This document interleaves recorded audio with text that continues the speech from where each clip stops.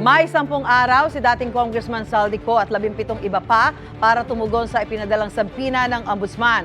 Kaugnay yan sa investigasyon sa maanomalya umunang flood control project sa Oriental Mindoro. Ayon naman sa Ombudsman, papayagan lang pumasok sa plea bargain ang mga isinasangkot kung ibabalik ng buo ang ninakaw na pera sa gobyerno.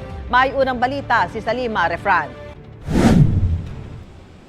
Naipadala na ng Office of the Ombudsman ang mga sabina para kina dating Ako Bicol Party List Representative Zaldico at sa 17 iba pang respondent sa mga graft at malversation complaints na inirekomenda ng ICI. Para ito sa 289 million peso flood control project sa Nauhan Oriental Mindoro na kinontrata sa SunWest Incorporated kung saan founder si Ko.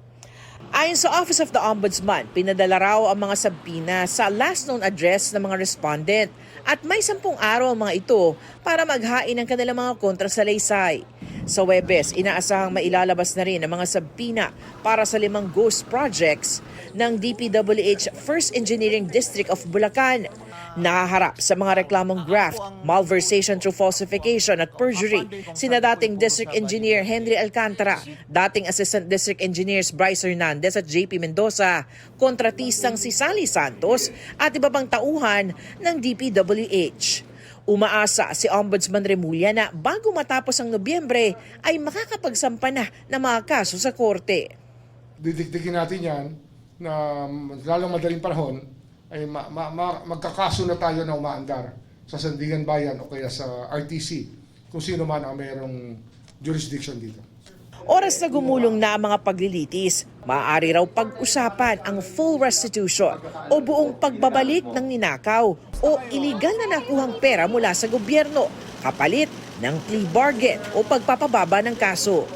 Nais ni Remulla na kayanin ng continuous trial o tuloy-tuloy na paglilitis sa flood control projects, lalo't biniberipika niya ang impormasyong aabot sa 600 bilyong pisong ninakaw sa kaba ng bayan ang hindi na-recover dahil na-dismiss sa mga kaso bunsod ng inordinate delay o hindi nakatanggap-tanggap na tagal ng pagdinig sa mga kaso.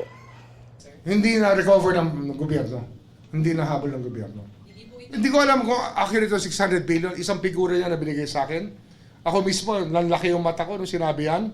Pero dapat tingnan natin eh, hindi pwedeng hindi natin tingnan yan. Pag-pit of cases lang, ilan lang na-convict dyan? 2 lang?